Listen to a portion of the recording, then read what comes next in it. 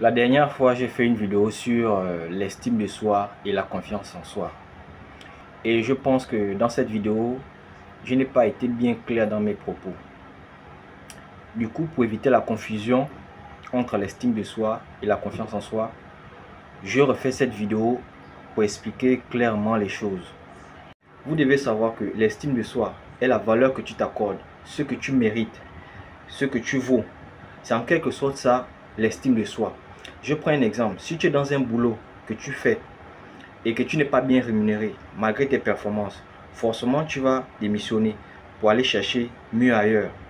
C'est ce geste-là qui démontre que tu sais ce que tu mérites, tu sais ce que tu vaux. Par contre, la confiance en soi, c'est autre chose. La confiance en soi, c'est généralement relié aux actions que tu as posées par le passé. Ce que tu es capable de faire, ce que tu es capable de faire, ce que tu es capable de réaliser. C'est à peu près ça, la confiance en soi. Je prends un exemple. Si tu as dit que cette année, tu vas construire 3 maisons, malgré ton minable salaire, malgré ce que tu gagnes la fin du mois, ce n'est pas assez, mais tu vas le faire. Ça, c'est la confiance en toi, parce que tu sais que tu es capable de réaliser ça, malgré les circonstances. Ça, c'est la confiance en soi. En gros, vous devez comprendre que l'estime de soi est beaucoup plus reliée avec tes principes et tes valeurs.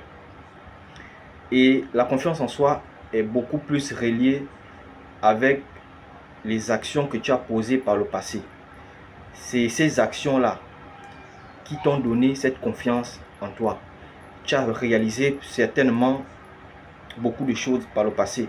Et tu as vu qu'avec le temps, tu es capable de faire plus que ça. C'est ça qui t'a donné cette confiance. Donc, c'est ce que vous devez comprendre sur la confiance en soi et l'estime de soi. Si ce n'est pas encore fait, abonne-toi à la chaîne pour ne pas rater les prochaines vidéos. Sur ce, je te dis à très bientôt. Bis.